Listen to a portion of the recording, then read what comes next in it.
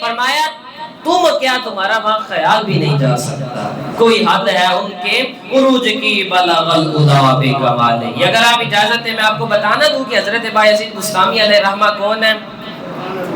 حضرت بایزید بسطامی علیہ رحمہ فرماتے ہیں کہ مجھے ایک دن شوق ہوا کہ میں حضور کے عشق کا، حضور کی معرفت کا جو سمندر ہے، فرمایا میں اس میں غوطہ زن ہو جاؤں۔ فرمایا میرا دل کیا حضور کے عشق کا جو سمندر ہے میں اس میں غوطہ زن ہو جاؤں۔ یہ کون کہہ رہا ہے؟ بایزید بسطامی۔ یہ کوئی عام شخص نہیں ہے، یہ وہ شخص ہے جس کے بارے میں داتا صاحب نے کشف المحجوب میں لکھا ہے۔ فرمایا تصوف کے 10 بڑے امام ہیں، ان میں سے ایک کا نام بایزید بسطامی ہے۔ ہمیں تصوف کے 10 بڑے امام ہیں، ان میں سے ایک کا نام بایزید بسطامی ہے۔ اب بایزید بسطامی علیہ رحمہ کو حضرت یحییٰ بن معین، بہت بڑے بزرگ گزرے ہیں، انہوں نے خط لکھا۔ حضرت یحییٰ بن معین علیہ رحمہ نے حضرت بایزید بسطامی علیہ رحمہ کو خط لکھا، اور اس خط کے اندر حضرت یحییٰ بن معین اپنی حالت بیان کر رہے ہیں۔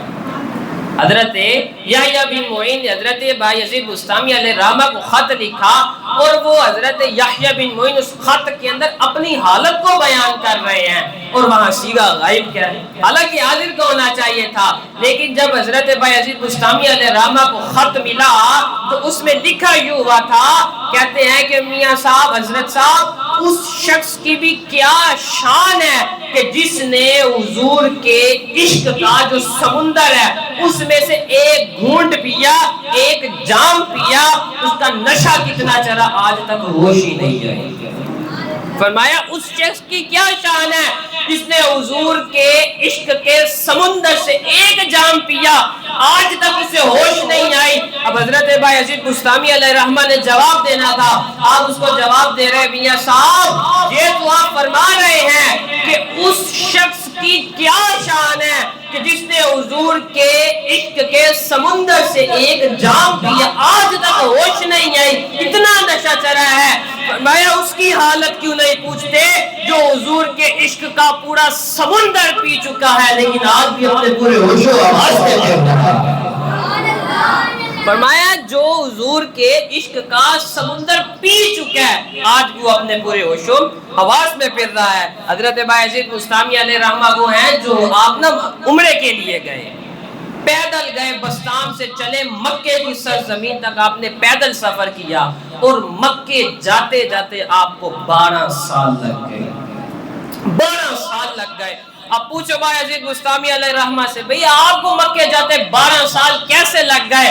آپ فرمانے لگے کہ مجھے مکے جاتے 12 سال اس طرح لگے ہیں، میں نے نیت کی ہوئی تھی میں ہر قدم پر 2 نفل ادا کروں۔ ہی کو کم کرنا، ہی کو فرمایا میں نے نیت کی ہوئی تھی کہ میں نے ہر قدم پر 2 رکعت نفل پڑھنے ہیں۔ اب جب مکہ مکرمہ کے سرزمین پر پہنچے، جب خانہ کعبہ پر آپ کی پہلی نظر پڑی، آپ نے نظر کو جھکا دیا۔ اب مریدین کہنے لگے حضور آپ نے اتنی مشقت کی ہے، اتنا سفر کیا ہے، مصیبتوں کو سہا ہے، 12 سال لگ گئے آپ کو آتے آتے، ہر قدم پر آپ نے 2 نفل بھی پڑھے ہیں، اگر اب آ ہی گئے ہیں تو خانہ کعبہ کو دیکھتے کیوں نہیں ہیں؟ تو حضرت بایزید بسطامی علیہ رحمہ فرمانے لگے کہ میں وہ بسطام سے چلا ہوں، مکے کی سرزمین پر آ گیا ہوں، میں نے مشکلات کا بھی سامنا کیا، ہر قدم پر میں نے 2 نفل بھی ادا کیے ہیں، میں بسطام سے چلا مکے کی سرزمین پر آ گیا، میں یہاں پتھر دیکھنے تو آیا ہی نہیں ہوں، تو میں اگر پتھر ہی دیکھنے تھے تو میں بسطام میں دیکھ لیتا، وہاں تھوڑے پتھر تھے۔ فرمایا جب حضرت بایزید بسطامی علیہ رحمہ نے دوسری نظر اٹھائی، کعبہ بھی وہاں تھا، کعبے والا بھی وہاں موجود تھا۔ میں جب دوسری نظر اٹھائی، کعبہ بھی وہاں تھا، کعبے والا بھی وہاں موجود تھا، پھر نظر کو جھکا لیا۔ اب مرید کہنے لگے حضور اب کیا ہوا ہے؟ پہلے تو آپ نے کہا تھا کعبہ میں پتھر دیکھنے نہیں آیا، اب کعبہ بھی ادھر ہے، کعبے والا بھی ادھر ہے، تو اب آپ نے پھر نظر کو جھکا لی ہے۔ حضرت بایزید بسطامی علیہ رحمہ فرمانے لگے کہ جب کعبہ بھی ادھر ہے، کعبے والا بھی ادھر ہے، تو پتھر کیا کر رہے ہیں؟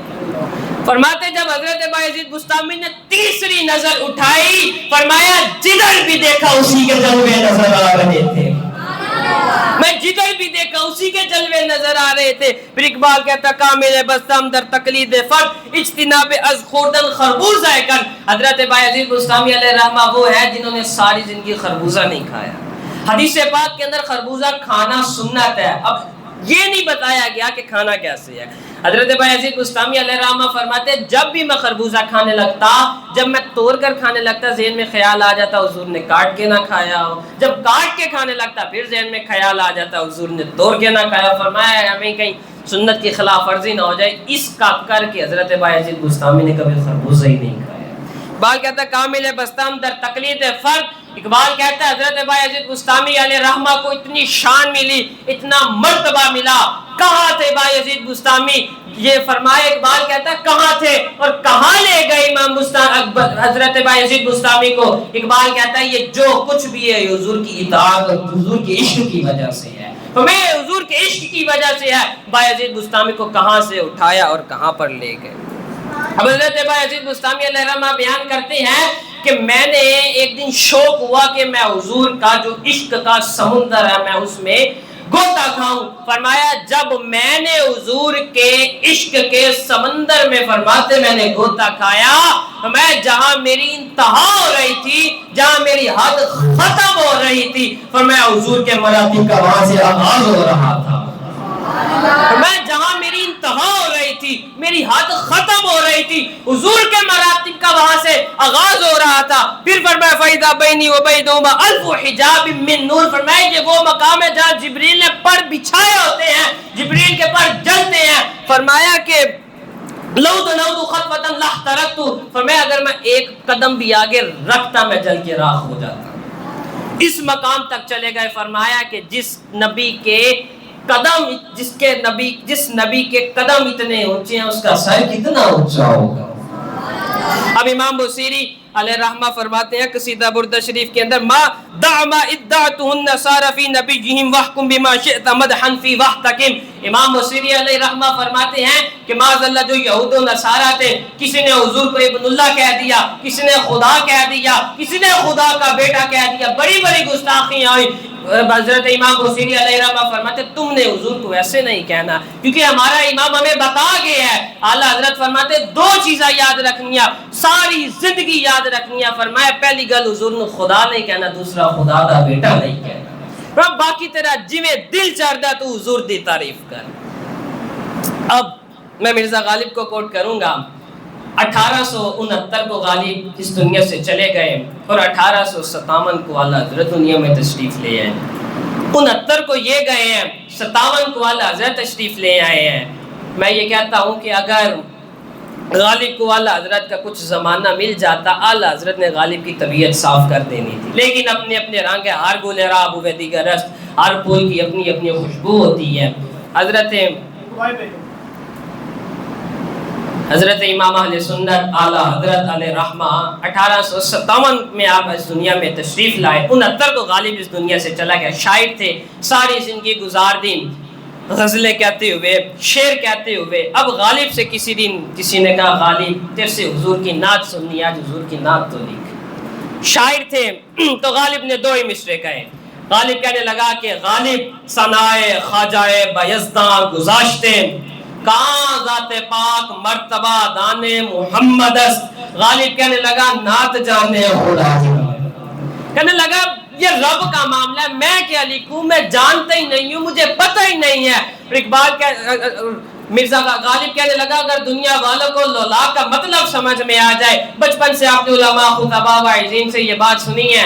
اللہ نے فرمایا ابھی باپ کو نہ بناتا, آسمان نہ بناتا, زمین نہ بناتا, سورج نہ بناتا, چاند نہیں سن بنانے, ستارے تارے نہیں سن بنانے, ہواواں فضاواں خزاواں کہکشاواں بہاریں نہیں سن بنانیاں, پیر نہیں سن بنانے, مرید نہیں سن بنانے, سید نہ پیدا کردا. ابھی لولا کا تسی نہ ہوندے تو کچھ بھی نہیں سی ہونا.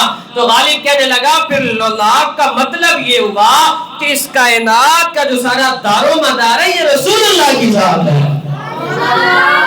غالب کہنے لگا پھر لولاک کا مطلب یہ ہوا اس کائنات کا جو سارا دار و مدار ہے یہ رسول اللہ کی ذات ہے. حضرت کعب بن زہیر رضی اللہ تعالیٰ عنہ فتح مکہ کے موقع پر حضور نے عام معافی کا اعلان فرمایا. اور کچھ لوگوں کے بارے میں فرمایا یہ جان نظر ہے اقتلوہ ور چھڑنا ہے، معافی کوئی نہیں، گستاخان رسول تھے۔ اب حضرت کعب بن زہیر رضی اللہ تعالیٰ عنہ یہ کسی طریقے سے نہ چھپ کر حضور کے پاس آ گئے۔